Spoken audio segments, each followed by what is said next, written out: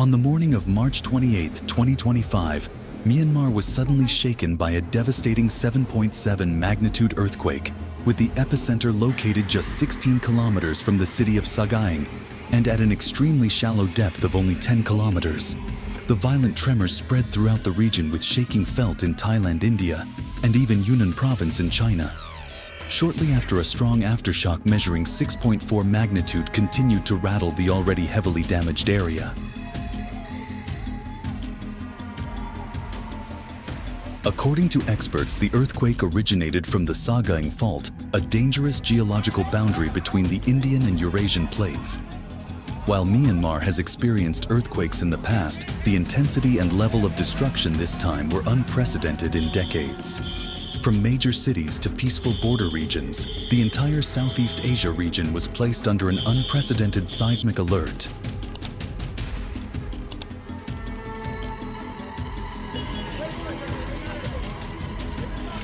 Immediately after the powerful 7.7 magnitude earthquake struck, chaos engulfed major cities like Mandalay, Yangon, and Sagaing.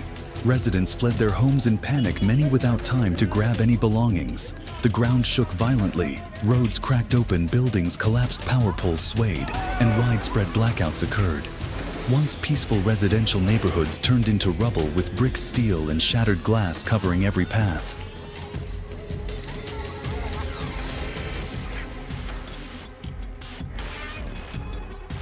In Mandalay, many solid structures completely collapsed, trapping hundreds of people beneath the debris. Emergency rescue forces were mobilized around the clock, racing against time to find survivors trapped in narrow gaps between concrete slabs.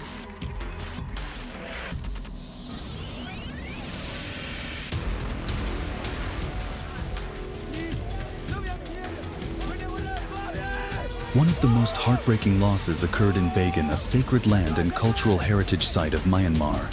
Home to hundreds of centuries-old temples and pagodas that had withstood natural disasters and wars, the area suffered severe destruction. Many Buddha statues and ancient murals were buried, causing an immeasurable loss for the people of Myanmar. In the epicenter region of Sagaing, dozens of high-rise buildings completely collapsed and entire neighborhoods disappeared from the map.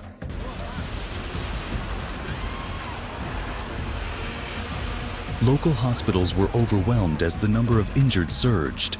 According to initial statistics, more than 1,600 people were killed and over 3,000 injured, but the numbers are expected to rise as many areas remain isolated. Myanmar was not the only country affected. Thailand also suffered significant impact, despite being over 200 kilometers from the epicenter. In the capital, Bangkok, the tremors shook high-rise buildings for nearly a minute, causing thousands to flee into the streets during working hours. In Chatuchak district, a 30-story construction project completely collapsed, killing at least 10 people, including 8 on-site construction workers. More than 100 were injured, and dozens were reported missing.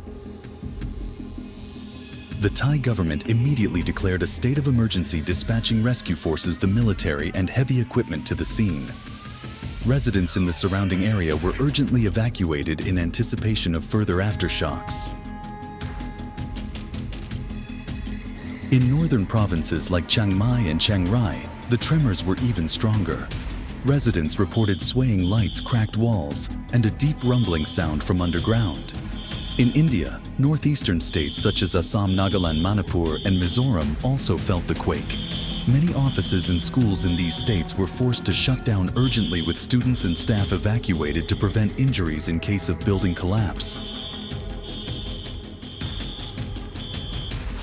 In China, residents in Yunnan province reported cracked walls and items falling off shelves, but fortunately there were no significant casualties.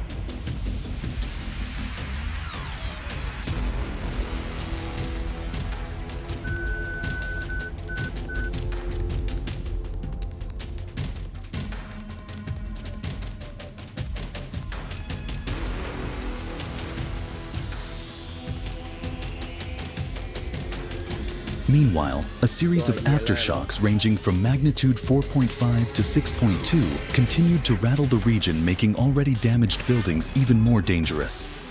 Authorities in affected countries issued warnings urging residents to stay away from compromised structures and set up temporary shelters outdoors to prevent further casualties. Transportation networks, power grids, and telecommunications in many areas were paralyzed, severely hampering rescue operations.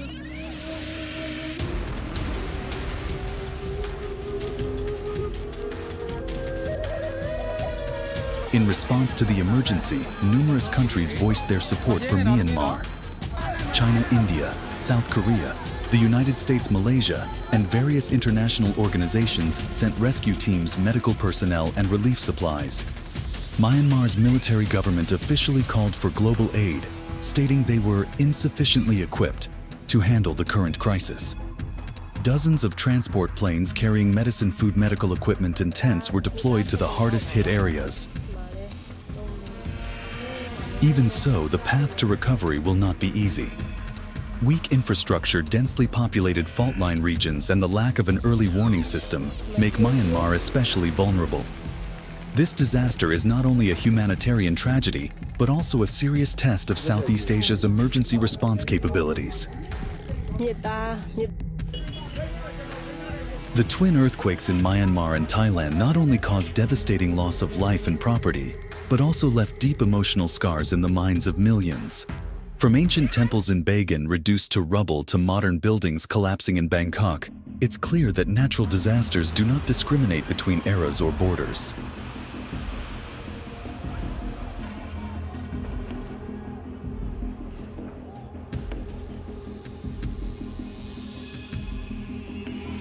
This is a stark warning that Southeast Asia, especially countries located along geological fault lines, must seriously invest in early warning systems, safe urban planning, and disaster preparedness training. What do you think nations in the region should do to better prepare for future earthquakes?